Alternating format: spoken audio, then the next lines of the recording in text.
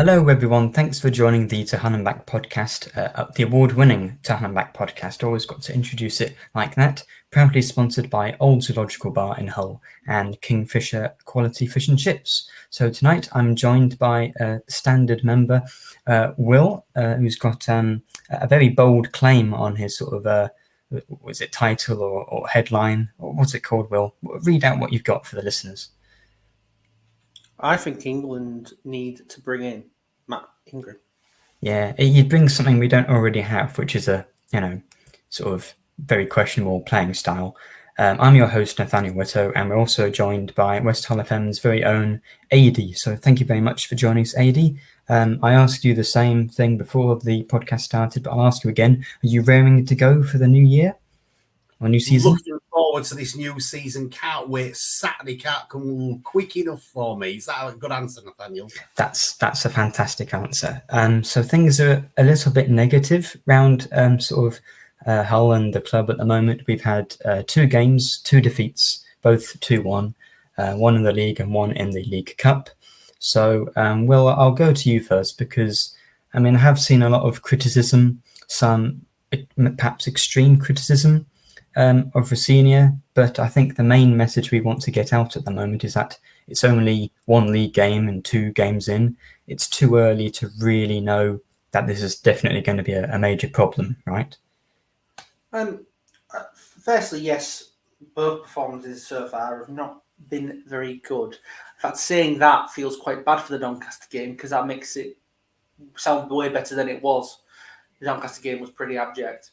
But I am a bit wondering, normally we always used to judge a season 10 games in is sort of like the general what people would do, even 5 games in. I find it funny that everyone's already getting upset after like one game where maybe a dodgy decision at the end of the game cost us a point. As poor as we were, we still managed to nearly grind out a result against a decent side. And then a game where I think nobody actually knew what they were doing, to be honest. It was just one of those days where every team has a really bad day, and that was one of them, and hopefully we got out of the way. So I think a little bit of calm's needed just to wait until see how the transfer window ends and just give it a couple of games against different opposition to see exactly what's up. Yeah, I think that's very sensible. Will, I agree with you in that. We were very, very bad against Doncaster, though. We were, yeah, and to sort of, sugarcoat it wouldn't really be fair. But AD, are you going to be sort of playing the more negative side of the debate today? Let me tell you where I am, Will, because you'll like this, and so will all the viewers and listeners. Here's what the big problem is, and the reason that the tide has turned in 2 games is not because of 2 games. It's because of how we've played while Liam Rosenior has been at the club.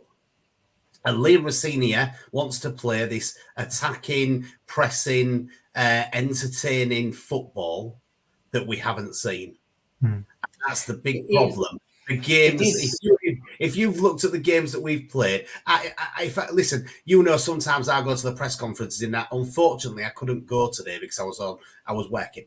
And if I'd have gone today, then I would have got into trouble because I'm not allowed to ask questions. But I was going to say to him, Liam, can you please tell me and the rest of the fans when we're going to start being entertained by your team? Because for all the time that you've been at the club, I've probably could give 3 or 4 games where I've actually seen some entertaining football. Apart from that, it's been pretty dour. That's mad. And I'm on Twitter if you want to tweet me. That's all right. I'll take all the flack that you want to give me. I've got no problem.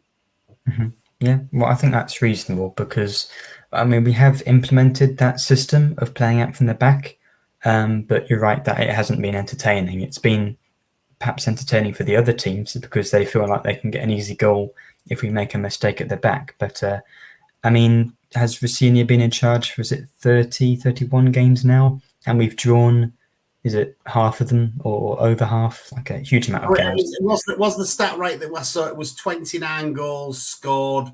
29 goals against 31 goals scored. Is that the right stat that I saw the other day? Something like that, yeah. I was keeping up to date with it, but it'll be similar to that. We haven't scored enough goals. And, when the owner came in, John said he'd rather lose 4-3 than have something like a daft 1-1 draw. And I think, as much as we all want to see the team win, I think we all want to be entertained as well. And the owner's trying to get this entertainment. He's got it great off the field, hasn't he? We all know. Will's talking about the food that they're doing. They're doing what, a hog roast? Of course, I'm a fat twat. No. What I'm saying, Will, is that the food that they're doing is really good. Yeah. The other things that they're doing off the pitch, they've got this girl that's going on Saturday because she wrote into Liam. What a great thing that is. They're doing all the right things off the field. What they need to do is these people that are coming in to watch Hull City need to come on and see, a game and to see people actually giving them entertainment. And at the moment, we haven't been entertained enough for me. And I think that's the big problem. And that's why the fans have started to turn a little bit, because they want to see something and they hope that in this close season, we get a couple of players in, we get a couple of players out, and it makes the team more Liam Rosenior's team, and then we can press on and play the way he wants to play and want to see some entertainment. That hasn't happened yet, has it? No, you're right. Well, I mean, we will be discussing more of this very soon, but for the moment, we've got James of the Wednesday Till I Die podcast, who's very kindly given some of his time to come on the show. So, James, how are you doing? And it might be nice to hear from a fan who maybe isn't quite as miserable as us, because I know you did have to scrape through in the League Cup, but at least you did get past the League Two team. So, James, thanks for coming on. Sheffield Wednesday, how are you feeling at the moment? Yeah, thanks for having me on, guys. Well, a lot better than I was perhaps 2 or 3 weeks ago, which I think is fair to say. Last season was excellent up until the point where the wheels fell off, and then we had to go through the playoffs, which ended up fantastic, but it didn't look like it was going to be anything like that at all. 4-0 down at Peterborough, but look, the playoffs are the playoffs, aren't they? We've had misery inflicted by you guys, so we know what it's like on the receiving end. But tonight it was fantastic. But then Darren Moore has a disagreement with the chairman. He leaves not straight after the playoffs, 2 weeks after that. So we're already behind because of the playoffs. Then the manager leaves. Then it takes 2 weeks to get another manager in. Then we don't make any signings. It wasn't looking great. But since we've come back from the pre-season training camp, we've made, I think it's 7 or 8 signings that we've made now. Cisco Munoz, the new manager, who people might know from his time at Watford a couple of seasons ago, he's brought quite a few players in. As to how good they're going to be, I'm not really sure.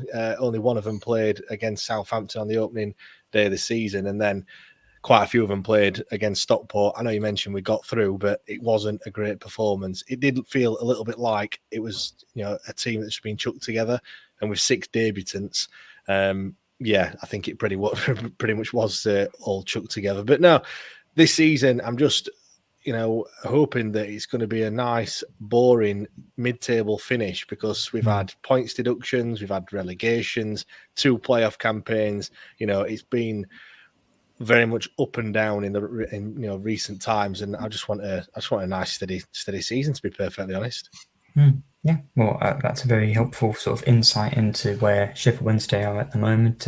As you said, it was you scraped through against the League Two team, the 97th minute equaliser, but even though it was penalties, I still would rather have had City go through.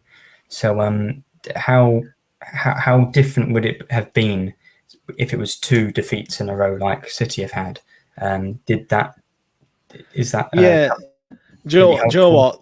The League Cup is what it is. I'm not that fussed about it, to be honest. I think it was more of another. It was a chance for Cisco to use his new signings and see what they're all about, and a chance for us to see what they're all about, I guess. Like I said, 6 players made the debut. The whole back line, including goalkeeper, was different to what played against Southampton. And just on that Southampton game, I know it was a defeat, but it was 2-1. I don't know if you guys watched it, but it took them to the 85th minute in order to get that second goal. Obviously, we pegged them back.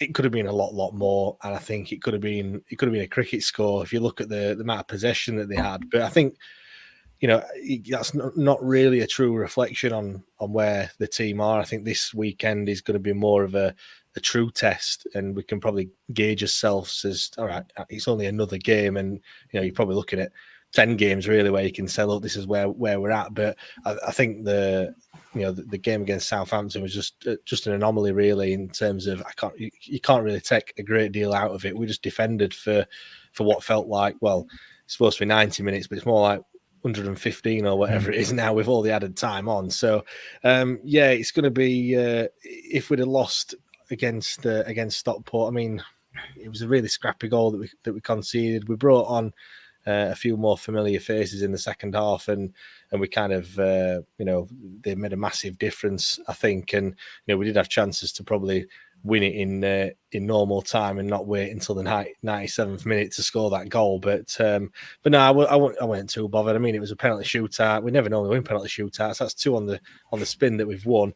And Barry Bannon did a Panenka. So I mean, I know it's only Stockport, but still, you still got to have the balls to do that, haven't you? Really? And if there's anyone that's going to do that, it's probably going to be him. But no, if we'd have lost that on Tuesday, I think, we could have put the tweet out saying, we'll just concentrate on the league, you know what I mean? Which I'm sure you boys have already said that already.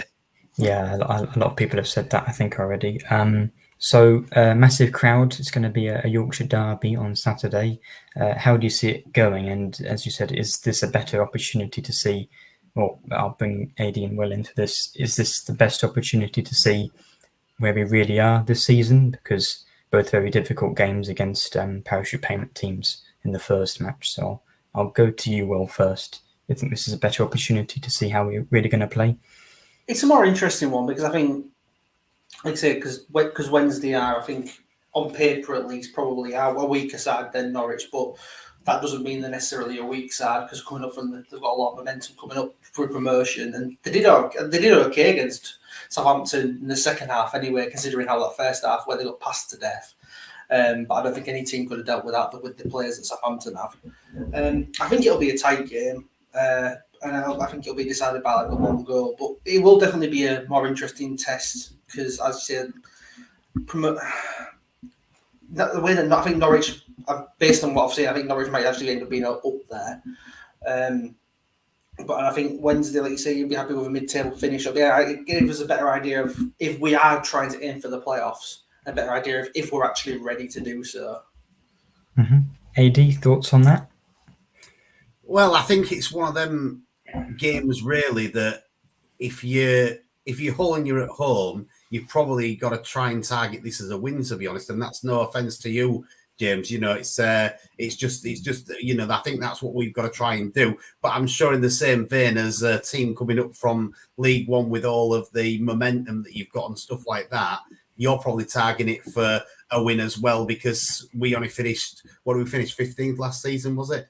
So, we only finished 15th, so it's probably one of them games that you could be targeting for a win. I don't know. It's gonna. I think Will's right. It's going to be a tough game, and it'll probably be won by 1 goal either way. Yeah, I think if you look at the fixtures that we've got, we started with Southampton, we've got Preston, the following week after you. Then I think it's we've got Leeds as well a couple of weeks after that. Cardiff, who will probably a team we'd like to go and get something against them. But the quote unquote easier games that we've got are away from home. So I think you're right. Like it is a game that we perhaps do need to look at getting some points from, because if we don't, then the games that are after that are a little bit more difficult, let's say, and ones where we probably won't get any points. And you need to get running and get those points early. I think we only had one of our new players that started against Southampton, which was Delgado on the right hand side. Like I said, a lot of them played in midweek. I don't know how many of them are going to play on Saturday. Xisco's been keeping his cards quite close to his chest. One thing that is for certain is that we have moved away from the style of play that we had under Darren Moore, which was very much a 5-3-2. We played that for both the seasons that we're in League One, and I think it's needed in that league. I think it does work, being quite industrial, let's say. But now in the Championship, I don't think you can quite get away with playing that sort of style. And it plays more of a. It can be a 4-2-3-1. It can be a 4-3-3. Mainly, it's a back four that we've gone to. So we've. I know what you're saying, Will, in terms of like the momentum and things. Yes, by and large, the players that played on Friday night were the team that we had in League One, but can them players play this new style of play that we've got? So it is going to be interesting to see how they fare. We've got Masaba, who we signed from Monaco. He's I don't want to say a speedboat, no driver, but I have just said it. That's kind of the vibe that I'm getting at the moment. Now, look, I'll be perfectly honest. If he wasn't that, Monaco have some fantastic players. You can only look back at the players that have come through. If he wasn't that sort of player and he did have the end product, he wouldn't be coming to Sheffield Wednesday. So we have to be honest. He signed on a permanent 3-year deal. So, fingers crossed he can, hone that kind of end product. He is quick. He's very fast. It's something that we've not really had before. One of those players that, I can already see that he's going to get bums off of seats. And as a fan, that's what you want to see. And like I said, we haven't had that in recent years. So he's certainly one to watch out for. I'll not talk about Barry Bannon because I think everyone knows exactly what Barry Bannon can do, and everybody's sick to death of talking about him. I think one thing that we are lacking a little bit is strength up top. We've got Lee Gregory who scored on Friday. That was our only shot on target that we had, and obviously put it away. He's, hopefully it can be as clinical as that. Michael Smith got 20 goals last season, but this, talk on our podcast and other people on social media, I think he's not quite the man for the job next season, which is mad, saying that he's the first player since Neil Mellor, who obviously that was back in 2011, 2012, to actually get 20 goals for Sheffield Wednesday, which is crazy. And I think before that, you have to go back to 2005. So, he's done that. He's got 20 goals, and everyone's thinking that he perhaps shouldn't play this season. And we brought Fletcher in from Watford, but he's leaving a lot to be desired when you look at it. So yeah, it's going to be interesting to see how the players gel. I think you're right though. We do need to perhaps pick up some points sooner rather than later. I know it's mad saying that in the second game of the season, but looking at what's coming up, it is going to be difficult if we don't. Yeah. Well, someone we used to talk to or talk about a City player every single week, who now is at Sheffield Wednesday. I think it's probably about time. It's been many months since we talked about him. So shall we bring back Malik Wilks' Rubbish Corner on to Hull and Back podcast? Well, presumably he's not doing very well for Sheffield Wednesday. But do you know what? Malik Wilks, we've hardly seen him. He came. It was one of we obviously was in a transfer embargo for quite a long time. Last season, we was able to pay transfer fees, and we brought him in for what's rumoured around 300k, something like that, whatever it was. And everyone were looking, thinking, in the Championship he was poor, but in League One he scored all those goals for you. So there was a lot of promise last season. He was injured. Well, he came and he was unfit. He looked miles off it, to be honest. I think that was probably because he just didn't want to be at Hull and things like that. But we finally got the deal over the line for what felt like an absolute age. And we haven't seen him at all. We've seen glimpses of him last season, and again a bit like Masaba, he has got the pace that we were kind of crying out for. However, we were playing a 3-5-2, and I don't really think he's a wing back. And playing him down the middle again, he's not. But he hardly played. He came off the bench a few times. Like I say, you saw glimpses. He scored a great goal in the cup, from what I can remember.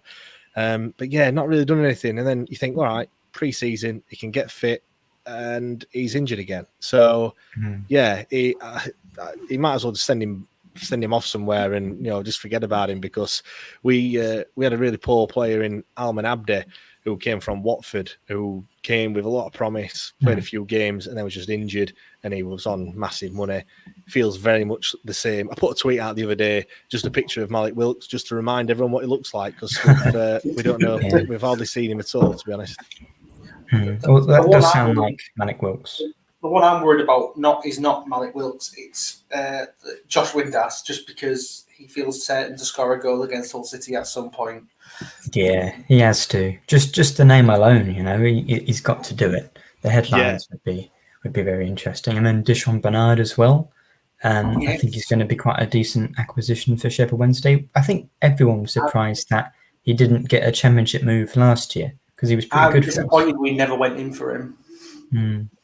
Yeah, to be honest, he's probably one of the only players that came out of Tuesday with any sort of positives. Really, I think I didn't go on Tuesday, but everyone else said he was one of the bright sparks. He's good on the ball, looks really composed, and he can certainly drive forward as well, which is kind of how Xisco wants to play. The other player that did all right, it was the goalkeeper that we signed from AC Milan, Davis Vasquez. Don't get too excited though. He hasn't played one game for AC Milan whatsoever, and I think they've got about 4 or 5 keepers that are ahead of him. So I've no idea what he's doing there, but certainly it sounds quite impressive. But yeah, it's going to be interesting on Saturday, and yeah, it's one that we're looking forward to. Like I said, it's a bit of a derby, and we've still got that playoff defeat in the back of our minds, and we still feel like even though we've played you since, we still want to repay. I think. Yeah, you got to get revenge for the 10 million Sheffield Wednesday fans that went to the game. Oh, right? Here we go. Yeah. Well, sorry about that. Had to bring that up. So I don't know whether it's all right. I mean, are you coming to the match, or are you watching rugby this weekend? Which one is it? Oh well. I think to be fair, if I wasn't working, I'd be only going to Wembley. I'll be honest. I had to say, we don't talk about rugby on this show. Just football. I mean, as the host, I can ban the topic. You've started, Nathaniel. I don't know anything about rugby though, so you could probably start talking about it, and I wouldn't realise. I don't know whether we're doing our predictions yet, but James, Yorkshire Derby, as we said. What's your official score prediction? And we might start doing a league table with our predictions and opposition fans, but we might not be bothered, so we'll just have to wait and see on that one. Go on. I'll do one. Can I have a head and my heart, because they might be different? You can. We'll only write down the head one. Yeah. All right then. That's fine. Oh, no, but surely the heart's more important. No, the head one's more calculated in. That's what you think. That's what you think's going to happen. Your heart is what you want to happen, I think. Which is like 5-0 to Wednesday. No, my heart is saying that things are going to click. Cisco's new style of play is going to all fall into place, and we're going to beat you convincingly in a 2-0 win. My head is saying that that's not happened yet. It looked a bit ropey on Tuesday. We had a baptism of fire against Southampton. My head's going to say probably a 1-1 draw, I think. Mm-hmm. Yeah, 1-1 draw. I was on another Sheffield Wednesday podcast, and I said 1-1 draw away at City is a very reasonable prediction, because that's what pretty much 90% of our home games were under Rosenior last year. So, and also it's one of those where you want to draw your away games when your home games is really ideally what you want to do. Yeah. So, well, thank you very much for coming on, James. No problem. We'll see how that prediction goes. And so Wednesday Till I Die podcast are the number 1 Sheffield Wednesday podcast. Is that right? Of course, yeah. We're not going to say they're not, are they? Regularly in the top 10 for football podcasts. So, very good. So yeah, we're flying high, and loads of people listen to us. We're just honest. We say how it is. If we think it's been crap, which last season there weren't many of that, but certainly in seasons gone by, it has been very crap. So we say how it is and just give our honest opinions on how the game's gone. Really, it's just like a chat with your mates down the pub, to be honest. Yeah, awesome. Cool. Well, check that out, the Wednesday Till I Die podcast. The link is in the description. So thanks very much for coming on, James. No problem. Cheers, Travers. Thank you very much. Cheers. Okay. Well, that was a bit of a fun distraction from the sort of misery just with Hull fans at the moment. So shall we do a bit of a deeper dive into what's going wrong tactically at City at the moment? So we are playing 4-4-2. I mean, we didn't play 2 strikers. But I think Tufan was sort of playing as a sort of false 9, sort of second striker. Tufan on the podcast there? Yes. Look, we've reversed roles now, Ant. You're the one recording in the car. I know, yeah, we've come full circle. I see you're throwing your 2 pence in on your headline there. So as a surprise appearance. And you have strong opinions about the tactical system. So what's gone wrong so far? It's not necessarily. The thing is, what I think he's tried to do is he's tried to solve the goal scoring issue of last season by putting 2 strikers on the pitch. Yes, and I think simple enough. That we, I mean, we've said before as well that perhaps getting the best out of Oscar is to play a partner alongside him. Now Rosenior's big job now is to find a way to get a system that suits the possession of football that he wants to play, but also gets the best out of the strikers that we've got. I think it's clear to see from, if you add pre-season into the mix as well, the current formation for me doesn't work in sense of keeping the ball. I think the 2 in midfield are too isolated in Seri and Slater. I don't think the wingers were tracking back enough against Norwich. We didn't have enough protection in the full-backs.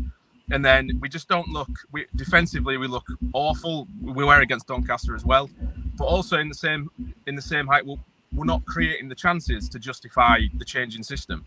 So we're also still not creating chances, but we're still terrible. We're even worse at the back. So we've kind of regressed from last season. It's all well and good saying we can judge it after 10 games and that, but at the minute it's you're judging it on what we've seen. We can only, hypothetically, you can say, yeah, it might improve. We might batter Wednesday 4-0. All's forgiven. That's perfectly fine. That's showing proaction in Rosenior, and if he changes the things, he changes the personnel of the system, then that's perfectly fine and that's okay. But at the minute, I think it's justifiable to be quite concerned that we look absolutely terrible. This doesn't look like the side from last season, and the biggest issue for me is that it's the vast majority of last season's squad. We've not added much to it, and if anything, the new signings have been the better players. So Delap was great against Norwich. Lakilo was probably the best player on the pitch for us against Doncaster, although that standard was very low. I think the problem is when we came on this podcast regularly under Grant McCann and criticised him for not changing his system when it's not working.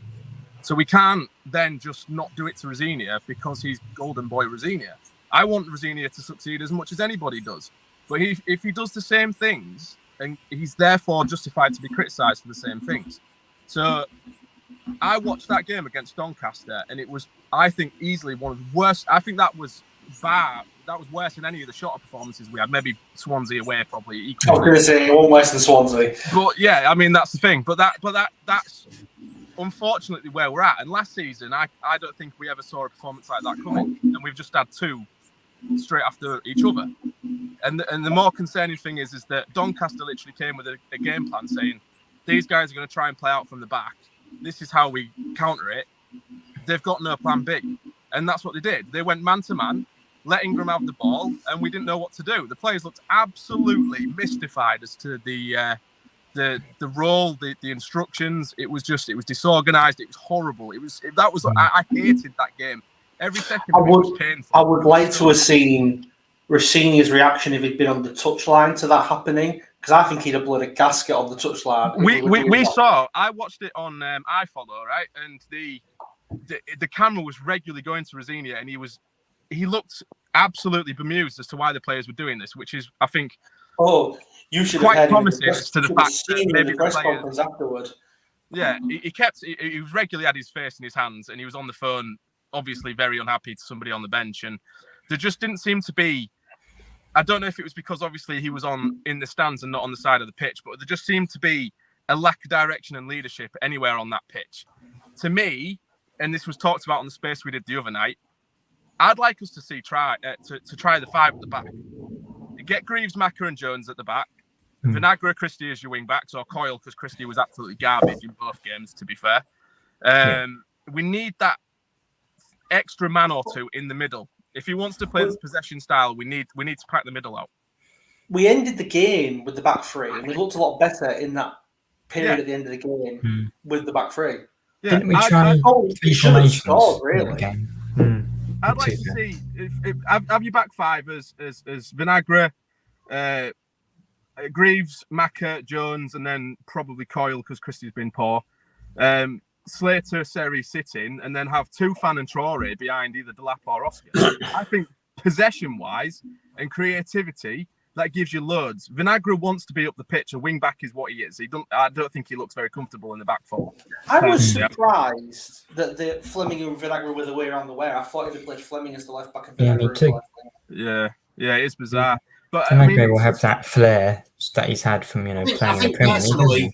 We've brought Vinagre in, and he's rated as a good player, but at the moment he's no improvement on Callum Elder. I think Callum Elder would have probably done a better job for us at the moment, because the thing is, he's come in probably not fit enough.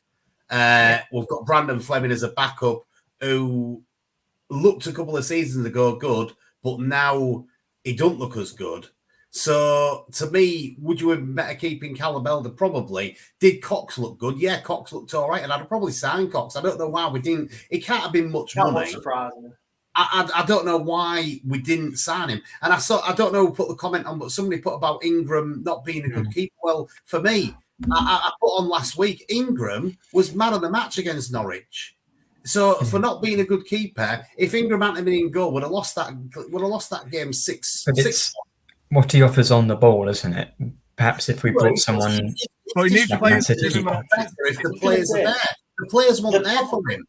People having a go at him for Tuesday night are being ridiculous, because no one was giving him anything to pass to. It was the movement, wasn't it? Yeah. It was not his fault in the slightest. Well, no, he wasn't. It was no. It was. He was as frustrated as anybody else will. But it's ridiculous that he's getting he seems to be getting a lot of the criticism for it. But it would help if someone actually did some movement to allow him to pass to someone. Of course it would. Yeah, we missed the lap, because when you watched us against Norwich, if he didn't have a ball, it was playing to Delap, and Delap held it up. But if you see Oscar in the same position, you kick it to Oscar and it bounces 10 miles off him. Yeah. And then when Delap came on, we did look a little bit better up front. We did. Yeah. The thing is with Vinagre, I think long term he's going to be far better than Elder. He's, like you say, he's obviously not match fit. Our problem is we don't have, other than Fleming, a backup left back to sort of get him out of the hole he's in. We have to play him because we have to give him the minutes, and there's nobody to take his place. He obviously doesn't fancy Fleming. I don't see him playing. I don't think he wants to play Greaves as a left back anymore either. No, really. And it's one of those. Cox, I don't think we probably did offer a deal to Cox, and I reckon he turned us down because he was probably told he'd most likely be back up to Vinagre, which I don't think he'll wanted to sign on that basis. But like you say, yeah, the Ingram hit as a goalkeeper is very good. Maybe distribution-wise, he could have tried pinging it to a fullback in that game, but we're asking him to do something that's maybe out of his skill set. But the players were not moving for him. They were. A couple of times when a player moved, like one of the wide men moved, he managed to ping a ball out to him, so he can clearly do it. Yeah. When your entire team stood in front of you, completely static. I mean, nobody was offering it. If you want to play possession style, you look at the teams that have mastered it. They have to be players that you have to have a lot of movement off the ball constantly. It's got to be pass and move. You've got to be finding space. And our players just looked completely disinterested. They were statues. It was just from top to bottom, from the first minute to the last, we were just god awful. I have no idea. No, from the third minute to the last. No, because we were even lucky with that. It's schoolboy stuff, though, isn't it, Ant, that you're talking about? They always tell you at school, when you haven't got the ball, move around, get into space. If somebody's marking you, move away from that player. We didn't do anything. We're just like, oh, you're marking me. Oh, how's your weekend going? What are you doing this weekend? Are you going out for a beer? You know, that's how it was, really. The only positive, before I go, because my phone's going to die in a minute, the only positive for me is that I do believe we'll get a reaction on Saturday, because I think we absolutely. I don't think I'd want to be a player in training this week with Rosie. And he's got to get a reaction. Yeah, he has to do something to change it. I do think that there is promise in some of the players. I think he's starting to figure out who's probably best where. I think Delap and Lakilo probably are the only ones that have played themselves into the side at the minute. And I do think that we'll turn it around. It's just like you say, if this goes on for another 2-3 games where we seem to regress in all aspects of the game, obviously then everyone has a right to be worried. But if we do lose to Wednesday, I do think that it's going to be absolutely turmoil everywhere. Yeah. But as long as we lose but play well, I suppose that's okay. If we've created chances and just been smash and grabbed, that's not too bad. People want to see performances as a fan. You can accept losing if you watch your team put 100% effort in and you can see a clear game plan.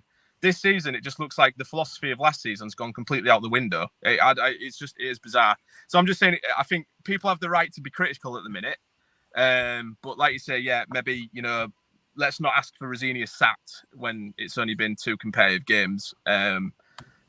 Leave that kind of judgment till a bit further in the season when we're more towards Christmas. But people do have the right to be worried. I would love to have been a fly on the wall yesterday in training. I was in that press conference after the game, and Rosenior, before his Grant McCann was doing his, and you could see Rosenior outside through the door, pacing back and forth like a man possessed. And then when he came in, it looked like he was going to punch someone. So I would hate to have been one of the players the following day. Yeah, right. So I'm going to jump off anyway, but I'm going to listen. And give us your score prediction. And score prediction before you go. For Wednesday. 1-1. 1-1. Very boring, but I know I'll predict the same. So thanks for popping in. And the thing I was going to ask was, no matter how bad the Doncaster game was, perhaps we probably needed it in a way because maybe coming out of Norwich, even though there was a bad performance, you were thinking that perhaps, and we'll get on to this in just a bit of a second, although there's not really much debate here, we did lose the Norwich game in a sort of controversial manner, so perhaps they'll have felt they deserved a point. You mean by it not being a corner and then McLaughlin being fouled? Yeah, well, shall we get on to it? Reminds me of a few years ago when Longman kept the ball in, definitely against Birmingham. But then Tom Honeyman didn't then foul someone afterwards either. No, but so... If you watch it back, McLaughlin gets fouled in the box. That's why does he get fouled? Yeah. I haven't really seen that, but AD, what was your opinion on the sort of the way we lost? Because we've conceded 95th minute equalisers at Norwich before, but to lose a point completely was very disappointing. I think that we could have lost that game by a far higher margin because we weren't very good in the game. But when you've defended as well as you have for the amount of time that we've defended, and then to get some really big calls go against you, it's hugely disappointing. Saying that, we've had the rub of the green in that where the ball was out and we've played it in and we've scored a goal from it. So you probably, on balance, you probably balance these decisions out throughout the season. And I would like to think that the balance of decisions, is about right at the end of the season. So, yeah, I was hugely disappointing. Good job that I haven't got a guinea pig anymore because he might have got kicked out the door. And yeah, that was it. It was a bad result, bad loss, and no cruelty to animals. It was just a joke, by the way. But yeah, it's basically. I think it was terrible decisions, and it's disappointing when you've defended so well. Your keeper's kept you in the game. To lose in that style is not good. I do think the second half were a lot more solid as well. I think the first half there was a lot. We were very open, and our defence last ditch was kind of kept us in it. But second half, what I'm not totally understanding is you finished the season last season with McLaughlin playing centre back. You're playing Alfie Jones on your right side of centre back, and then you decide to start the season with a different centre back pairing. And I'm not sure why that is. I don't know whether you two have got a view on it and why it is. The only view that I can come up with is that he's trying to make sure that he keeps Greaves at the club past the September transfer window. Either that or McLaughlin just wasn't fit for the game at the last minute, maybe. That's the only reason. That's the other reason. Well, yeah, but otherwise, why you wouldn't have started with them two? You'd have started with your ones that were so dependable to the end of last season, wouldn't you? Yeah, well, my opinion on this is I was very surprised. McLaughlin didn't have a good game on Tuesday. No, but it's that because he's playing with Smith and not with nobody had a good game on Tuesday apart from the keeper. And even then saying good is exaggerated. It could be a third year in a row where McLaughlin's had to work himself into the team because our defence has improved massively the previous 2 years when he's come in a few months in. So maybe I'll do that, but maybe hopefully a bit sooner because I think McLaughlin is a really good player. And perhaps we could just go, imagine Greaves, McLaughlin, Jones, and then, Christian Vinagre fullbacks, I think as a back three or back five, that could work really well potentially, and maybe It could, have more options on the ball. Christie's not fit at the moment. He's miles off it. Yeah, you're right. Yeah, choose anything to go by, definitely is. But do you know who can play left wing back, Nathaniel? There is someone at the squad who can play left wing back. And he played it well. To be fair to him, when he was here playing, he played it well, and that is Ryan Longman. Oh, do you actually mean Ryan Longman? Wow, I haven't been the person to bring him up this week. I mean, I'm not being serious in terms of bringing him into the team, like. But how dare you? Well, I mean, I wouldn't hate. I mean, if you're really struggling for left backs, he has played there, and he played well there. To be fair, he did.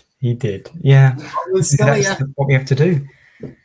Yeah. Well, let's go on to some more positive aspects. And one thing we've mentioned already, that Liam Delap looks like a really good signing. Got off the mark after, was it only 20 minutes against Norwich? Good pressing goal, and then a good finish. I thought he was the best player on the pitch for either side, personally. Mm-hmm. Yeah, that's very good. And then he improved the team against Doncaster. So obviously we have Oscar, who's a good striker, decent, and scored on Tuesday as well. But typical Oscar goal, tapping. Yeah. But Delap looks like an upgrade, because not only can he finish, as we saw, but he can hold the ball up as well. So I think he'll probably be, he's the first player on the team sheet at the moment, isn't he? After 2 games, I'd say probably Delap. Yeah. So he played really, really well against Norwich. Obviously, it's always difficult when you're coming off the bench in a game that you're losing to try and get someone back into the game, and I think he did quite well. But yeah, I think you're right. He when you looked at his hold-up play and his strength on the ball and his willingness to keep the ball and not lose the ball, that's something we've been lacking for a couple of seasons, at Hull City. And I think, if he can play like that on a regular basis, then we'll be lucky to have him. Yeah, so far it looks like it could be a very good addition. As Will alluded to there, Ryan Longman is still at the club. This is mostly just a positive for myself. But we'll transition on to the sort of transfer front at the moment. Longman was given permission to go over to Istanbul to perhaps sign for Karagümrük. I'm not going to try and pronounce it. No, it's one of the teams. It's one of the teams in Istanbul, and that isn't Istanbulspor. But he's come back. He hasn't made a. It seems like half the Turkish league is based in Istanbul, very somewhere close. Around Istanbul, yeah. And then there's 2 in Antalya, is there? So there's a lot in just a few condensed places. But he hasn't decided to go there yet. He may well do. But so far he's still at the club, so perhaps we could bring him in at left wing back, as Will said. And so Max Bird, we've made some bids for Max Bird, the young captain at Derby. Rosenior made him captain last season. Got a really good long shot on him, and made a video of all his goals, and he can score from outside the box very easily. So he might also perhaps be going to Bristol City, but Adrian will. He made a bid for him, apparently, yeah. I mean, our midfield. Staying at Derby, because the Derby fans are quite annoyed with him now, because apparently they think he's turned his head. Right. But perhaps we are lacking a bit of sort of physicality in midfield with Seri and Slater, and Traore was playing on the wing. So could he be sort of defensive player perhaps to really improve our system? Possibly. You never know really until they come in here, to be fair. Yeah. I think when you look at where Tuesday night, Simon's had a good chance to prove his worth. And when Seri was injured last season and he came into the team, he looked far better than he has done later last season and then in pre-season. I've just not seen enough from him I thought he was going to be Seri's replacement, to be quite honest with you, but I'm not so sure now. Why has he gone off the boil? I don't know, but he just doesn't seem the player that he was, sort of, I don't know, what was it, just after middle of last season when Seri was injured? I think the Fulham Cup game was his first game, wasn't it? I think so, yeah. Very-ish. Yeah, around there, a few months into a senior's time. So I think at the start of the summer, it said that we were going to get 6 signings. And then if we are aiming for an extra 5 on the, is it 4 already? That's 9. So do you think perhaps the results and maybe what Rosenior's seen in pre-season means we need to get more players in than we anticipated?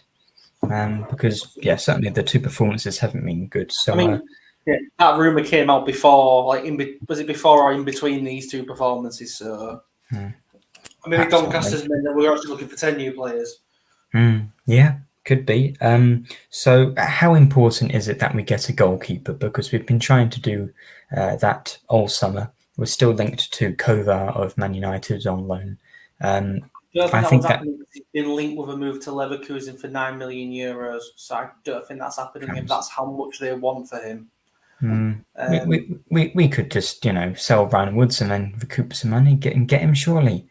I think we do need a keeper. I think, what we've got in backup, Lota Thala, he hasn't impressed me enough to say that he could be our number 2 keeper, to be quite honest with you. So we do need one. It's the problem that, any keeper coming in then, I suppose, has to dislodge Ingram. And the thinking, can they do that, I suppose? Yeah, I think with Lota Thala as well. I don't think he's going to be first choice anytime soon. I mean, he's only like 20, 21 as well anyway. So he's quite a young keeper. But we definitely need someone at least has backup to Ingram who wants to bring someone else in to replace him. Just because, at least I don't trust any of our other keepers. But I'm saying I don't know much about our other keepers as a backup. I'd rather have someone with a little bit of experience. Yeah, I think an experienced keeper is what we got in Darlow, and that worked really well for us last year. But we've had Baxter and we've had Ingram and we've had Darlow. The reason why those keepers have done so well is because they've all been at the club at the same time, or with another one at the very least. So perhaps we do need to bring in a keeper, as you said, as good as Ingram, if not better, especially on the ball. I think this week coming might be finally the week we see who this young, exciting English talent we've been trying to sign all summer. Adjun's kept talking about him. Could that be Raksaki on loan from Crystal Palace, the young winger who's at Charlton? We don't know. Could it be Scott Twine? I wouldn't mind a Scott Twine. On a loan deal from Real Madrid. I would not mind that, although really I think we need a winger. Centre midfield perhaps is another problem position. I think in the Championship, Jude Bellingham could play anywhere in the midfield. Yeah, we could stick him up front. I mean, if we need a better ball-playing goalkeeper, then just put him there, right? That would work at least. Just make sure he doesn't face any shots ever all year. So, AD and Will? What's the main position if we could only improve one player in the starting 11? What position do you think we really need to strengthen the most?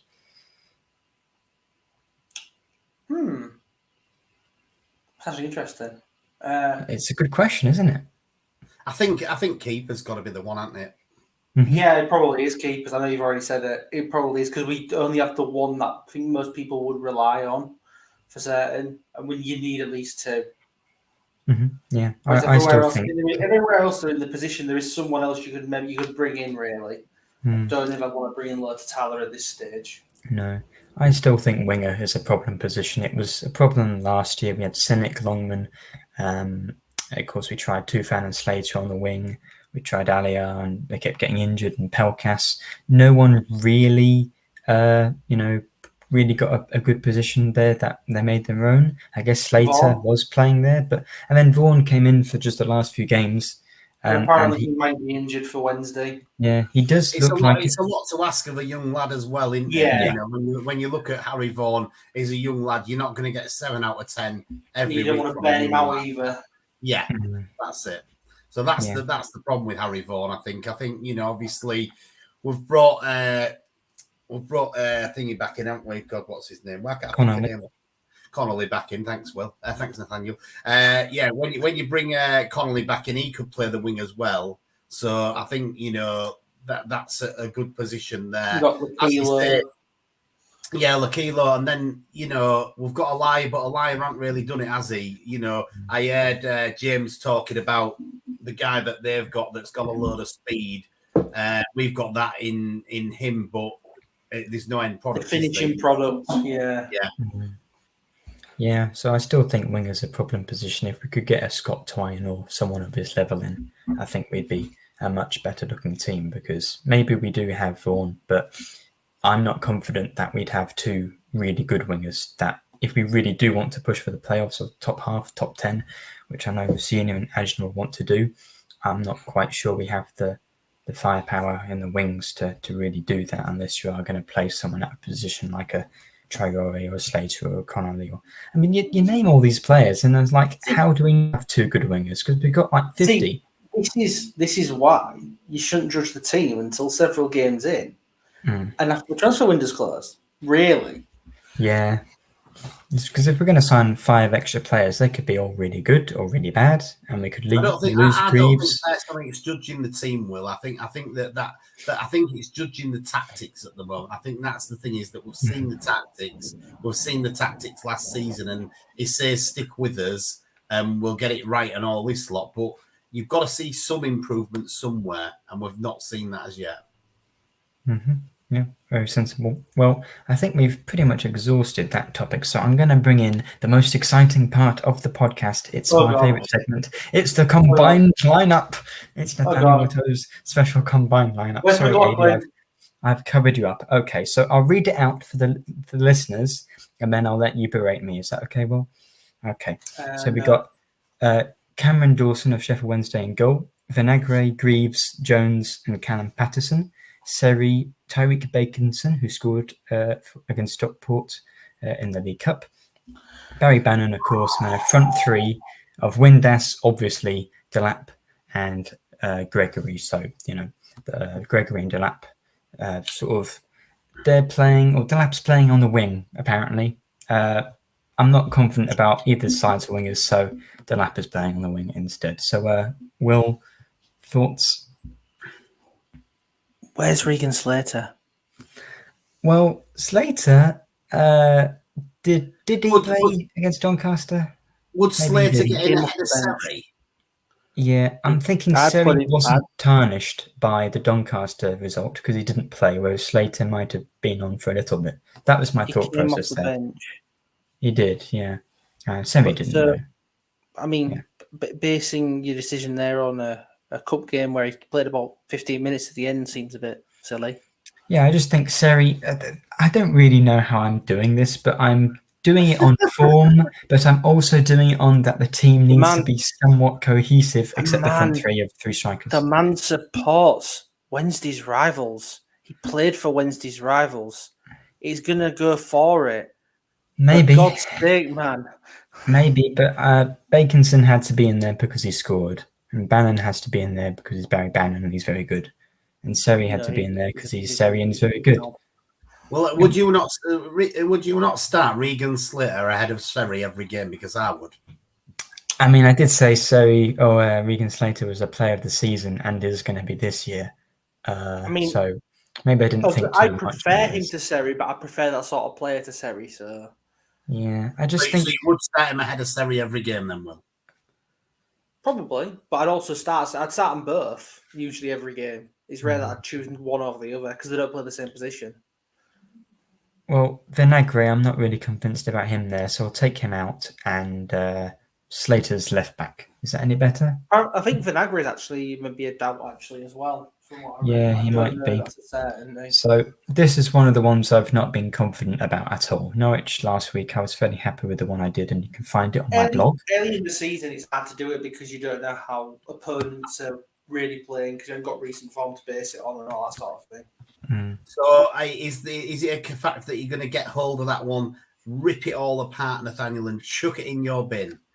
Well, if I had, if I could print it out, but that would use a lot of sort of ink money, so I'm not going to do that. But in my mind, I will. Send it to me. I'll print it for you, Nathaniel, and I'll rip it up and I'll show you a video of it put in the bin. Wonderful. When all of those players score and all the other players on the pitch don't score, I'm going to look very clever on Saturday, but it's probably not going to be 6-5. I refuse to believe that Josh Windass won't score. Yeah, I mean, with the way we've been playing, a Bernard Wilkes Windass 3-0 defeat wouldn't be that surprising, really. Well, I don't think Wilkes is going to play based on what I've heard.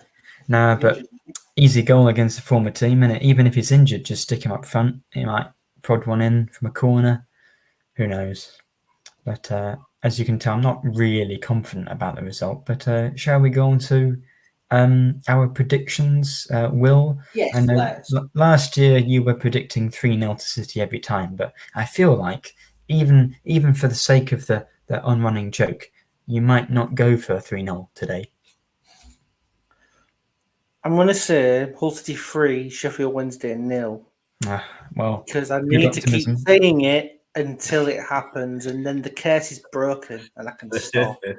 Yeah, fair enough. Or 3-0. So I won't bother asking you again. AD? Well, I'm going to go for 2-1 Chef Wednesday. Reverse psychology, I like it. What makes you say that, AD? Well, we lost the first game 2-1. We lost the second game 2-1. This Make little it bit 3. of a thing going I'm on sensing here, it happen here. Yeah. And we went 1-0 up early on from a goal that maybe we didn't really fully deserve. And then we definitely deserved that goal on Tuesday. We started for the first 3 minutes absolutely outstanding, and then it just went to absolute rubbish. See what I did there? Will, no swearing. It went to rubbish after that 3 minutes. Yeah. Well, fair enough. I went on the Wednesday Week podcast and I predicted 1-0 City. I mean, I have no reason to think we're going to keep a clean sheet. I have no reason to think we're going to actually win. We're not really going to create much, but Oh no, I've just Yorkshire realised Derby. we're doing a prediction league, aren't we? And I've got to say 3-0 every week now. I suppose you do until we win. 3-0.